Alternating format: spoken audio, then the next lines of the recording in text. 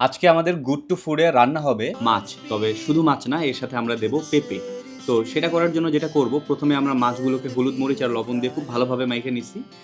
এরপরে আমরা যেটা করব, সাধারণত যা হয়, আমরা তেলটাকে একটু গরম করে নিচ্ছি। তো তেল মশলা সবকিছু কিন্তু পরিমাণ মতো দিতে হবে, যার কারণে আমি এখানে কোয়ান্টিটিটা বললাম না। তো তেলটা গরম করার পরে প্রথম কাজ হচ্ছে মাছটা ভেজে নিতে হবে। সো প্রথমেই আমরা যে মাছগুলো নিয়েছিলাম সেটাকে আমরা তেলে ছেড়ে দিলাম। সবগুলো মাছ একসাথে দিয়ে আমরা ভেজে নেব। কিছুক্ষণ ভাজার পরে আমরা এটাকে আবার উল্টায় দেবো, যেন অপোজিট সাইডও ভাজা হয়। তো মাছগুলো ভেজে এরকম ব্রাউন কালার হয়ে যাবে, আর দেখে কিন্তু মনে হচ্ছে এখনই সবগুলো খেয়ে ফেলি। তো যেহেতু আমাকে খেতে দিবে না, তো আমি ভিডিও করা ছাড়া আর কোনো কাজ নেই। যাই হোক, মাছগুলো ভাজা হয়ে গেলে আমরা উঠিয়ে নিলাম। আর এই যে তেলগুলো দেখতে পাচ্ছেন, এই তেলের সাথে আমরা আগে থেকে কেটে রাখা পরিমাণ মতো পেঁয়াজ আর মরিচ দিয়ে দিলাম। এরপরে এটাকে নাড়তে থাকবো।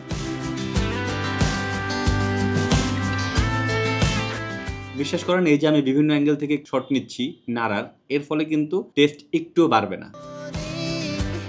এরপরে পরিমাণ মতো হলুদের গুঁড়া, পরিমাণ মতো মরিচের গুঁড়া, পরিমাণ মতো লবণ, পরিমাণ মতো ধনিয়া আর আগে থেকে পেস্ট করে রাখা আদা রসুন দিয়ে খুব ভালোভাবে আবারও নাড়তে থাকলাম। দেখেন এরকম একটা লুক চলে আসবে। এরপরে আপনারা পানি দিয়ে দেবেন। তো পানি দেওয়ার পরে যেটা হবে, ঝোলটা বেড়ে গেল। এরপরে আমরা আবার নেড়ে নিলাম। কিছুক্ষণ চুলা জ্বালিয়ে রেখে আমরা গ্যাসটাকে অপচয় করি, আর এর মধ্যে দেখবেন আপনার ঝোলগুলো শুকিয়ে, সরি আপনার না, তরকারির ঝোলগুলো শুকিয়ে এরকম হয়ে যাবে। তো এরপরে আপনারা আবারও নাড়তে থাকবেন, মানে নাড়ার উপরে কোনো কথা নেই। তো এটা একটা পর্যায়ে দেখবেন এরকম বুদবুদি ছড়াচ্ছে, দেখতে কিন্তু ভালোই লাগতেছে। পানির পরিমাণটা কমে আসবে, ঠিক এরকম একটা লুক চলে আসবে। তখন আপনারা পেঁপেগুলো দিয়ে দেবেন। প্রথমে কিছু দিল হাতে, বাট এরপরে সবকিছু ঢাইলা দিল। এটার সায়েন্সটা আসলে আমি বুঝলাম।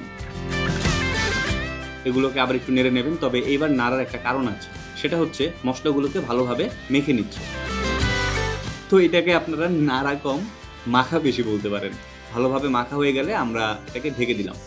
তো কিছুক্ষণ পরে আপনারা এটাকে আবার একটু নেড়ে দেবেন, মানে নাড়ার উপরে তার কোনো কথা নাই, তাই না? তারপরে আমরা আবার ঢেকে দিলাম। আর এদিকে আরেকটা কাজ হয়েছে, সেটা হচ্ছে কিছু জিরা, পেঁয়াজ আর রসুন আলাদাভাবে ভেজে নিয়েছে। তো ভেজে নেওয়ার পরে এটাকে আমরা বেটে নিচ্ছি। এই বাটাটা আমার কাছে একটু টাফ মনে হয়েছে। সো বাটাটা আপনারা চাইলে ব্লেন্ডার মেশিনেও করতে পারেন। আমাদেরও ব্লেন্ডার মেশিন আছে, কিন্তু এটা বাটাটা কেন আই ডোন্ট নো। যাই হোক, ভুলে গেলে চলবে না। এদিকে কিন্তু আপনি পেঁপেগুলোকে ঢেকে রেখেছিলেন, তো এটার দিকেও খেয়াল রাখতে হবে। তো কিছুক্ষণ পরে এটা উঠে আবার একটু নাড়াচাড়া দিয়ে দেবেন, যেন জালটা ঠিকঠাক মতো সবগুলো পেঁপেতেই পায়।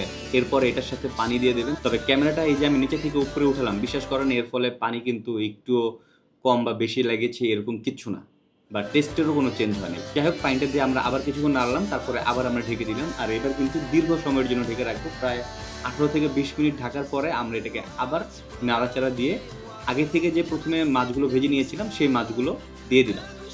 তো সবগুলো মাছ আমরা দিয়ে একটু ডুবিয়ে নিচ্ছি, যেন ঝোলটা ঠিকঠাক মতো মাছের ভিতরে ঢুকতে পারে।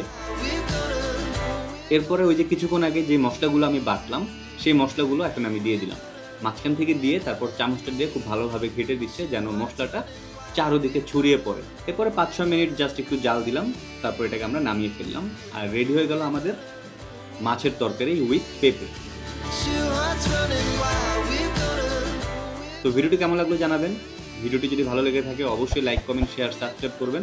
দেখা হবে অন্য কোনো আইটেম নিয়ে।